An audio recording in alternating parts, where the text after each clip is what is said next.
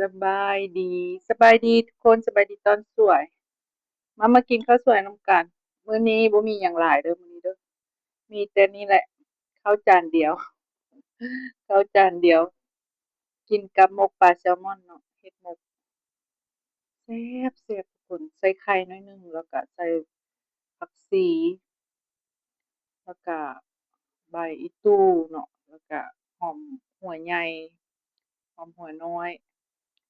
ใส่ข้าวเบื่อน้อยหนึ่งแซ่บมากินน้ำกัน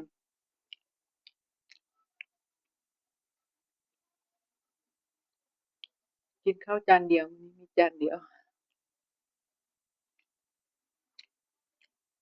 ก็จะกินข้าวเช้าข้าวสวยข้าวแรงเหมือนเดิมนะทุกคนเหมือนเดิม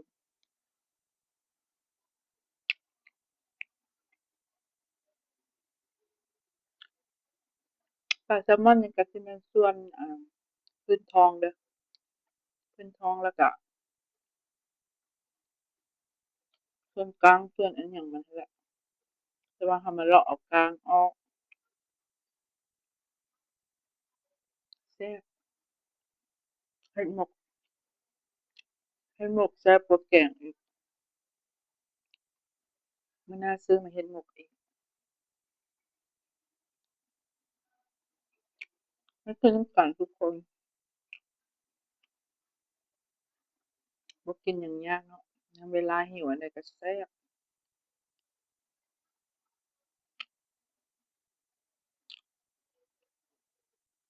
ช่วงนี้กินข้าวขาว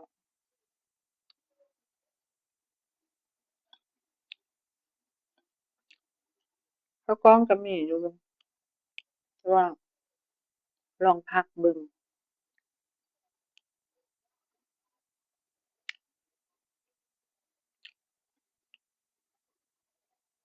ลองพักข้าวกล้องเบิ่งกินข้าวขาวสักพักเนาะ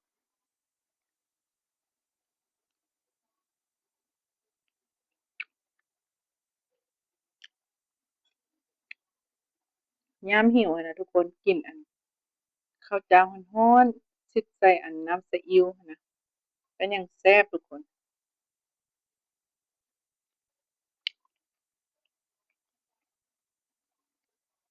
คันยามมันบ่หิวน่ะอาหารเต็มโต๊ะมันยังบ่แซ่บ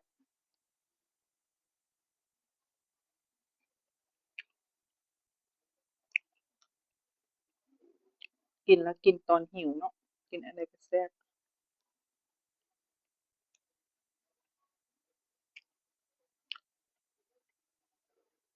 กินง่ายอยู่ง่ายบ่ยุ่งยากช้อนปลาแซลมอนหมกใส่ไข่เด้อทุกคนเอาไข่ใส่น้ำโปรตีนล้วนๆ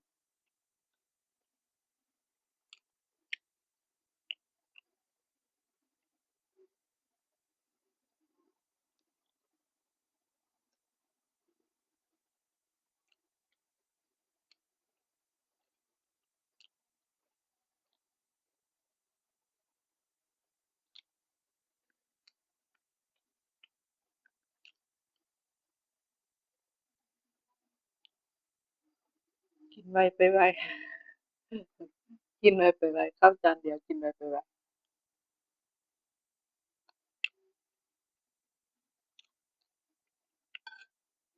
เห็นเขาเจ้ากินตำกินหยังโอ๊ยน้ำลายแตกสดๆ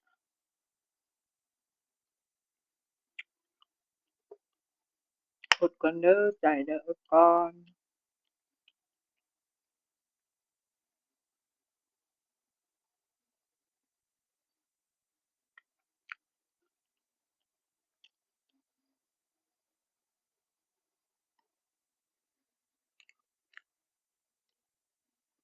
ไปแล้วทุกคน